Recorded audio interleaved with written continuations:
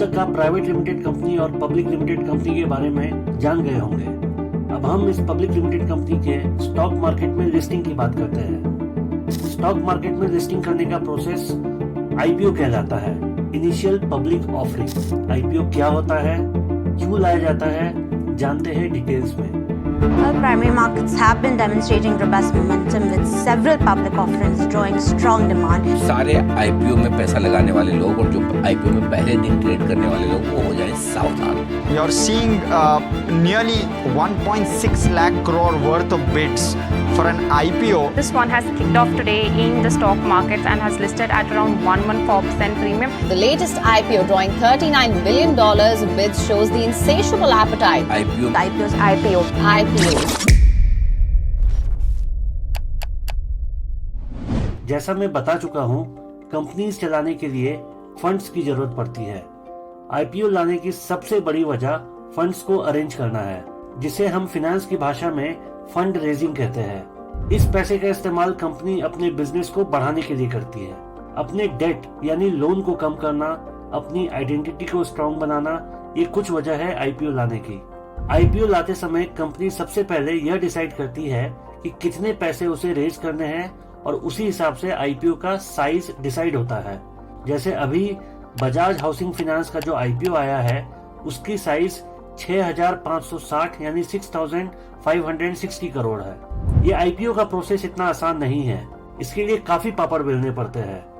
शुरू से बात करें तो आईपीओ को दो हिस्सों में बांटा जा चुका है, मेन बोर्ड आईपीओ और एसएमई आईपीओ। इन दोनों में major difference size of company का है। एसएमई मतलब स्मॉल एंड मीडियम एंटरप्राइज। इसमें आईपीओ इशू करने के बाद पेड अप कैपिटल ज्यादा से ज्यादा 25 करोड़ हो सकता है। पेड अप कैपिटल हम इस वीडियो में जान चुके हैं। मेन बोर्ड आईपीओ में यह मिनिमम 10 करोड़ होता है और मैक्सिमम कितना भी हो सकता है। मेन बोर्ड आईपीओ बड़े साइज की कंपनीज के लिए होती है। आईपीओ अप्लाई करने के लिए कंपनी दो रूट ले सकती है, प्रॉफिटेबिलिटी रूट या QIB रूट। प्रॉफिटेबिलिटी रूट क्या होता है? कंपनी के पास नेट टेंजिबल एसेट पिछले 3 साल में हर साल कम से कम 3 करोड़ के होने चाहिए। टेंजिबल एसेट मतलब फिजिकल एसेट जैसे मशीनरी, बिल्डिंग वगैरह। कैश भी टेंजिबल एसेट है। फिर इनटेंजिबल मतलब क्या हुआ? कंपनी का लोगो, उसके ट्रेडमार्क, कस्टमर का डेटा, ये भी कंपनी के ही एसेट है, पर इन्हें इनटेंजिबल कहा जाता है।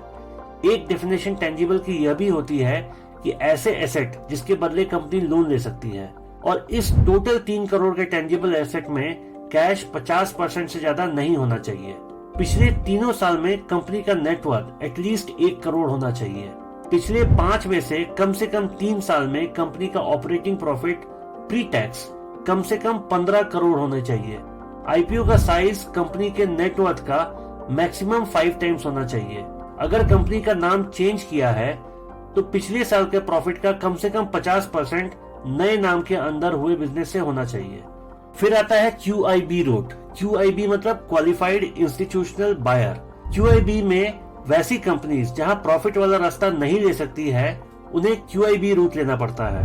कंपनी को QIB रूट में QIB इन्वेस्टर वो हुए जो म्यूचुअल फंड है, foreign portfolio investor, institutional investor. उन इन्वेस्टर को कम से कम पूरे इश्यू साइज का 75% साइज एलोकेट करना पड़ेगा, और अगर ये नहीं हो पाया तो सारे इन्वेस्टर को पैसे रिफंड किए जाते हैं। यानी QIB में कम से कम 75% इश्यू साइज QIB इन्वेस्टर को ही जाता है। आईपीओ एलिजिबिलिटी में एक इम्पोर्टेंट क्लॉज डायरेक्टर्स का भी होता है।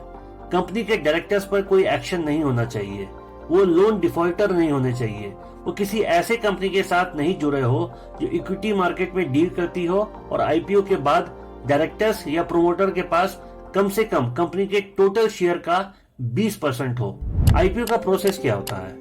आईपीओ लॉन्च करने में एक कंपनी की मदद करता है मर्चेंट बैंकर। मर्चेंट बैंकर एक ऐसा इंस्टीट्यूशन है जो कंपनी को आईपीओ लॉन्च करने में पहले से लेकर आखिरी स्टेप तक मदद करता है। इंडिया में कई मर्चेंट बैंकर है, इसमें सारे मेजर बैंक्स भी आते हैं। इसकी लिस्ट मैंने इस वीडियो के नीचे डाल दी है। इसे लीड मैनेजर भी कहते हैं। मर्चेंट बैंकर सबसे पहले कंपनी की ड्यू डिलिजेंस तय करता है।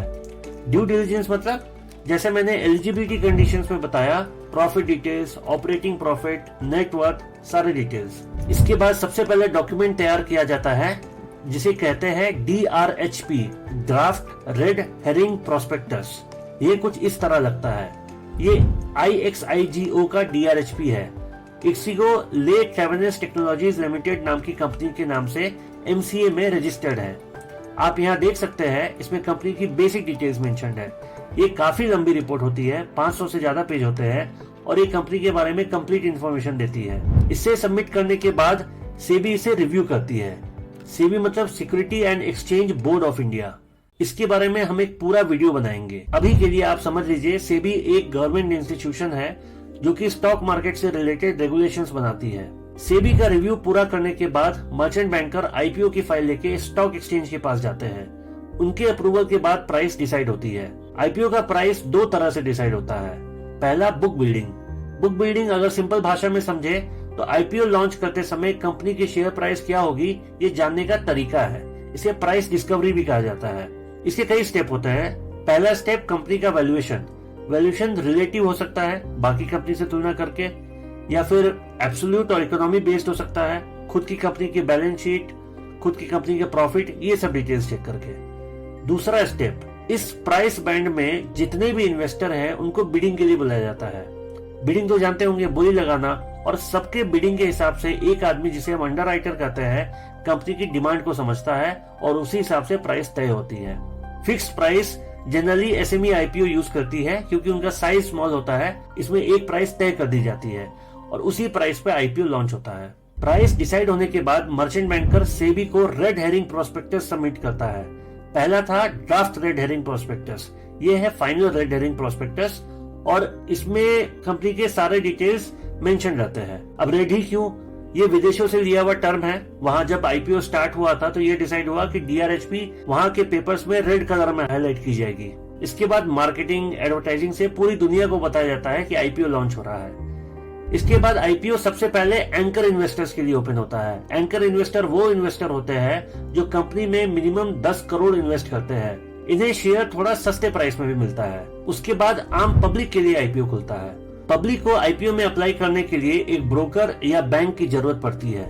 इसके लिए अब एक कॉमन प्रोसेस है जिसे ASBA, असबा भी कहते हैं। असबा मतलब application supported by blocked amount. कहने का मतलब, जब आप IPO के लिए अप्लाई करते हैं तो जितने प्राइस का IPO होता है उतने ही पैसे आपके अकाउंट में ब्लॉक हो जाते हैं, और अगर आपको IPO मिल जाता है तो वो पैसे आपके अकाउंट से कट जाते हैं और शेयर्स मिल जाता है आपको, या अगर नहीं एलोकेट होता है तो ये सारे पैसे अनब्लॉक हो जाते हैं। एक इन्वेस्टर अपने एक अकाउंट से एक ही बार IPO में अप्लाई कर सकता है। IPO को हम बैंक से भी अप्लाई कर सकते हैं और अपने ब्रोकर के थ्रू भी अप्लाई कर सकते हैं, पर ध्यान रहे IPO को खरीदने के लिए ट्रेडिंग अकाउंट की जरूरत नहीं पड़ती है। पर IPO के बाद एक बार शेयर आपके पास आ गया तब उसे बेचने के लिए ट्रेडिंग अकाउंट की जरूरत पड़ती है, जो सिर्फ ब्रोकर से हो सकता है, बैंक से नहीं हो सकता। IPO के इन्वेस्टर को मोटा मोटी इन कुछ कैटेगरीज में बांटा जा सकता है।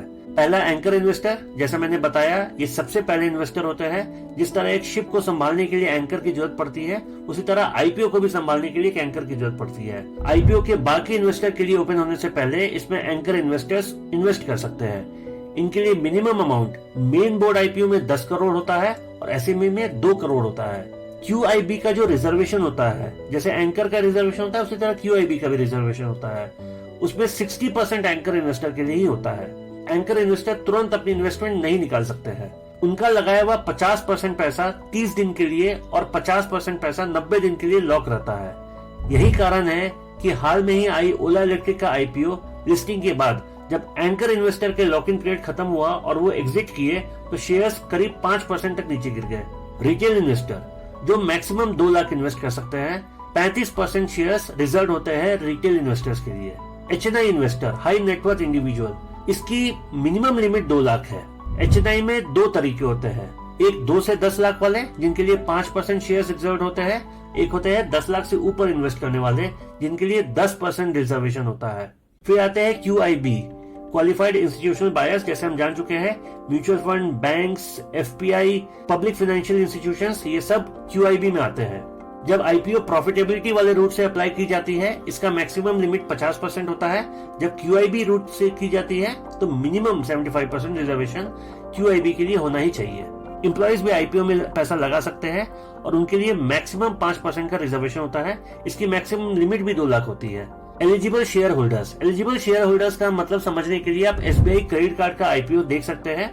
वहां पे रूल बड़ा सिंपल था, अगर आपके पास ऑलरेडी एसबीआई बैंक के शेयर्स है तो एसबीआई कार्ड के आईपीओ में आपको रिजर्वेशन मिलेगा। इसकी मैक्सिमम लिमिट भी 2 लाख होती है।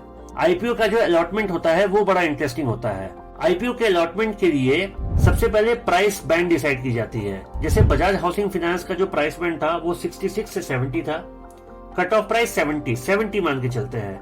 और इसमें लॉट का सिस्टम होता है, यानी आप एक शेयर नहीं खरीद सकते, एक लॉट में जितने शेयर्स आते हैं वो खरीद सकते हैं और मिनिमम एक लॉट खरीद सकते हैं। तो बजाज हाउसिंग फाइनेंस में 214 शेयर्स का एक लॉट बनाया गया। अगर किसी को भी इन्वेस्ट करना है तो उसको कम से कम 214 शेयर्स या 214 के मल्टीपल्स में खरीदने पड़ेंगे। 214 शेयर्स और एक शेयर का कट ऑफ प्राइस 70, दोनों को मल्टीप्लाई करें तो 14,980 रुपए आते हैं।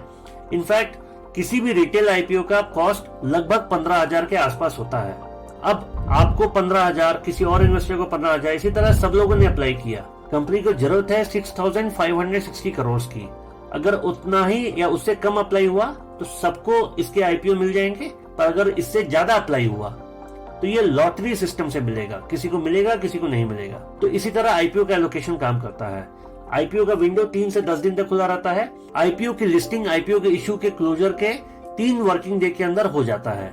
लिस्टिंग के दिन आईपीओ प्री मार्केट सेशन जो 9 बजे से लेकर 9:45 तक चलता है, उसमें फ्रेश ऑर्डर प्लेस किए जा सकते हैं। यानी कि अगर आपको उसी आईपीओ में फर्दर इन्वेस्ट करना है या पैसे निकालने हैं, ये लिस्टिंग के दिन आप डिसाइड कर सकते हैं। पर ट्रेड एग्जीक्यूट 10 बजे के बाद ही हो जाता है, यानी आपने जो ऑर्डर प्लेस किया वो एग्जीक्यूट होगा 10 बजे के बाद। और 10 बजे ही कंपनी की लिस्टिंग प्राइस पता चलती है, क्योंकि उसी समय मार्केट खुलता है। अब यहाँ कुछ टर्म समझना जरूरी है। पहला है फेस वैल्यू। फेस वैल्यू को आप बेस वैल्यू भी समझ सकते हैं। कोई भी कंपनी शेयर इशू करते समय शेयर्स का एक वैल्यू डिसाइड करती है।